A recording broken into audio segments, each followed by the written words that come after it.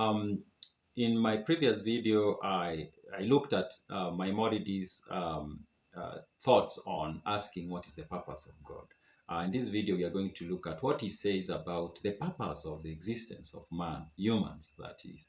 Why are we here? It's a big question. It's a question that we've always tried to find answers to. And here, I mean, we as humans, like for thousands of years, philosophers and ordinary people, religious people, is this a question that even at an individual level, maybe at some point we sit down and ask ourselves. So you look around, you see all this society, and you ask yourself, what is the point? Why is all this here? What we are born, we grow, we eat, we work, we marry, we have kids, and then we grow old, we die. What is the point? So Maimonides starts by telling us what Aristotle says about this, and I'm going to read. Aristotle, who assumes the eternity of the universe, need therefore not ask to what purpose does man exist, for the immediate purpose of each individual being is, according to his opinion, the perfection of its specific form. So he says, Aristotle was of the view that the purpose of man being around is to achieve perfection. Of course, that doesn't, it's difficult for some of us, me in particular, to wrap around my head around how is that the purpose of, well, how is that the purpose of being here, that we are here to achieve perfection, okay? He continues to say that now it is clear that man is the most perfect being formed of matter. He is the last and the most perfect of earthly beings. And in this respect, it can truly be said that all earthly things exist for man, and that changes which things undergo serve to produce the most perfect being that can be produced. Now, when we look at the way Aristotle tried to answer this question, saying that the purpose of us being here is to achieve perfection, then when we ask the question, what about the other things around us? Then the answer becomes, the other things around us are there to help us achieve perfection. So that's that's the argument of Aristotle, according to how Maimonides is trying to explain this to us.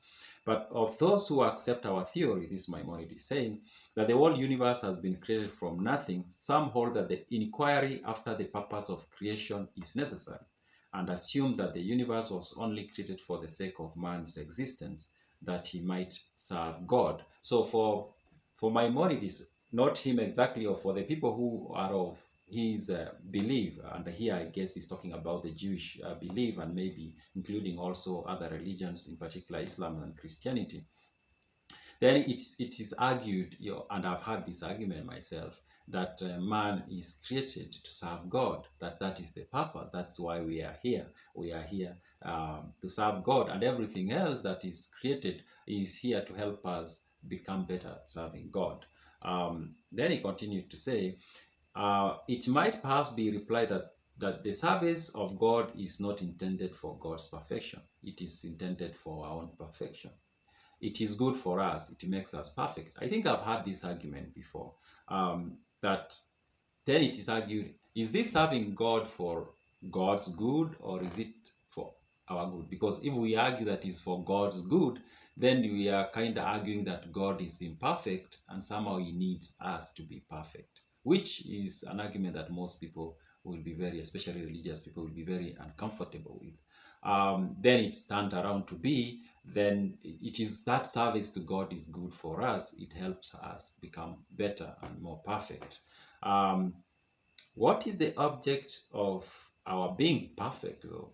Yeah, we are serving God to be perfect, but what good does it serve for us to be perfect, especially to God and the universe and whatever else we don't know that's out there? What good does it do them when we are perfect? Maimonides argues it was the will of God, or his wisdom decreed it, and it is the correct answer. Like we just have to say it's the will of God. I know there are people, especially people who are not religious, who would find that to be they're not comfortable with the will of God. The will of God is an answer that is apt when we struggle to reason, or to cross a certain logical argument journey, if I may say. Then Maimonides argues the universe does not exist for man's sake, um, but that each being exists for its own sake. Now, it's like arguing against what I had read earlier, saying that um, we are here to be perfect, or we are here to serve God, and everything else around us is there to help us be more perfect or to serve God better. He tries to argue that when it comes to the other things around us, in the nature and in the universe, he argues that it's not, maybe we are wrong in thinking that those things are there for our own good. Maybe they are not, so I'll continue reading.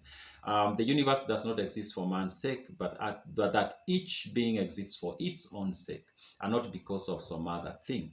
Thus we believe in the creation, and yet need not to inquire what purpose is served by each species of the existing things, because we assume that God created all parts of the universe by his will. Here again, we're talking about the will of God. Some for their own sake, and some for the sake of other beings, and that includes their own purpose in themselves. So he's arguing that even though some things around us help us, they are not necessarily created for ourselves, or they are not in existence for us, even though we often think like that. We remain firm in our belief that the whole universe was created in accordance with the will of God, and we do not inquire for any other cause or object. So Maimonides seems to come back to this will of God so often, as the final purpose of anything, like the final purpose of anything. And in another part of the book, in fact, he does use this illustration. I'll read it. He says, he asked, what is the purpose of a chair? And he says, it's to help someone appear high in the eyes of those who see him. So he says that's the purpose of a chair. Then he asks, um, for what purpose does his wish to appear higher in the eyes of others who see him? And he answers that the people may respect and fear him. Then a question follows. For what is the good of his being feared? And the answer, his command will be respected. For what purpose are his commands to be respected? That people shall refrain from injuring each other. What is the object of this precaution? That people should not injure each other. The answer, to maintain order amongst people. Then Maimonides kind of says that this question will go on and on and on and on. And he says, in this way, one purpose necessitates the pre-existence of another, except the final purpose, which is the execution of the will of God, according to one of the opinions which have been pronounced, as will be explained. And the final answer will be, it is the will of God. So according to him, while we are talking about the purpose of man here, we can talk of anything and ask ourselves, what is the purpose of this? And when we get the answer, we can ask, what is the purpose of that answer? And we can go on and on and on. And he says, where that ends is the will of God. So basically saying, we are here because it is the will of God